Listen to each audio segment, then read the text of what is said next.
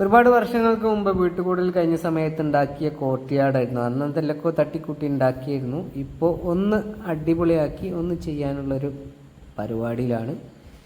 ജാളി BRICS ഉപയോഗിച്ചിട്ട് ആണ് ഈ ഒരു ഏരിയ നമ്മൾ ഡെവലപ്പ് ചെയ്യാൻ പോകുന്നത് കേട്ടോ.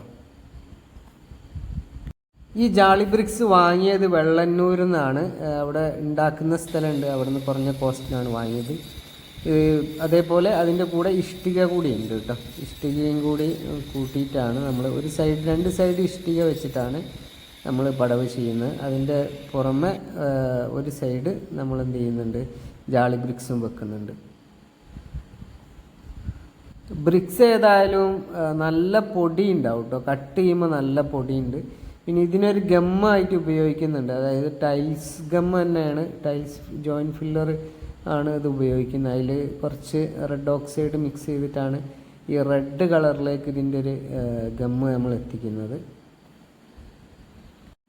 ഏകദേശം എല്ലാം വെച്ച് കഴിഞ്ഞു, ഗമ്മൊക്കെ ഉപയോഗിച്ച് വെച്ചിട്ടുണ്ട്.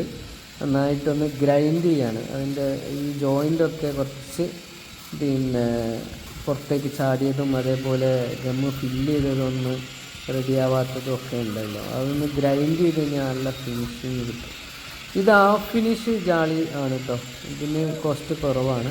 കോസ്റ്റ് കുറവാണെന്നല്ല ഉള്ളത്, ഇപ്പോഴത്തെ പണ്ടത്തെ വിലയൊക്കെ അപേക്ഷിച്ച് നോക്കുമ്പോൾ നല്ല വില തന്നെയാണ്. പക്ഷേ ഇത് നല്ല ഫിനിഷുള്ള സാധനത്തിന് 80 രൂപ ഒക്കെ ഒന്നിന് വില വരുന്നുണ്ട്. ഇത് പക്ഷേ ഹാഫ് ഫിനിഷാണ്. പക്ഷേ ഇത് മതി നമുക്ക്, ഈ ഒരു ഏരിയയിലേക്ക് ഇത് മതി.